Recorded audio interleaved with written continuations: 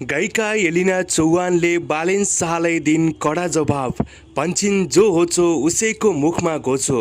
दैलेख महोत्सवमा आफूमाथि दुर्व्यवहार गर्ने व्यक्तिको फोटोलाई गरिन् सार्वजनिक। दर्शकबिन नमस्कार, हार्दिक स्वागत छ। पछिल्लो समय प्रधानमन्त्री बालेन शाहले चाहिँ सुकुम्बासी बस्तीमा डोजर चलाएपछि गायिका एलिना चौहानले सामाजिक सञ्जालमा उनलाई कडा जवाब दिँदै स्ट्याटस लेखेकी थिइन्। उक्त स्ट्याटसमा उनले भनेकी छिन्, जो होचो उसैको मुखमा घोचो। गरिबको आँसुमा पीडा खेलेर कस्तो खालको विकास हुन लागेको खै।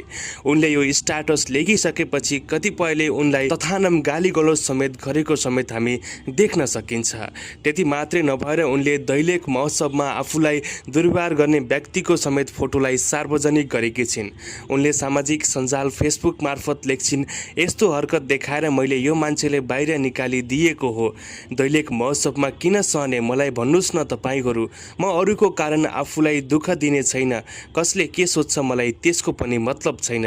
त्यसैले आज मैले दैलेख महोत्सवको मलाई दुर्व्यवहार गर्ने व्यक्तिको फोटोलाई मैले क्लियर रूपमा फेसबुकमा सार्वजनिक गरेकी छु।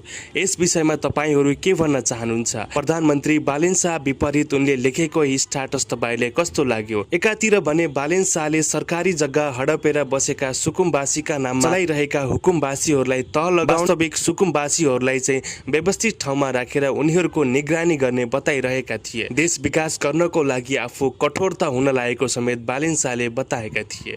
तर यता एलिना चौहानले भने उनको विपरीत यस्तो स्ट्याटस लेखेपछि अहिले चारैतिर उनको बारेमा चियो चर्चा हुन थालेको छ। तपाईहरू यो विषयमा के भन्न चाहनुहुन्छ?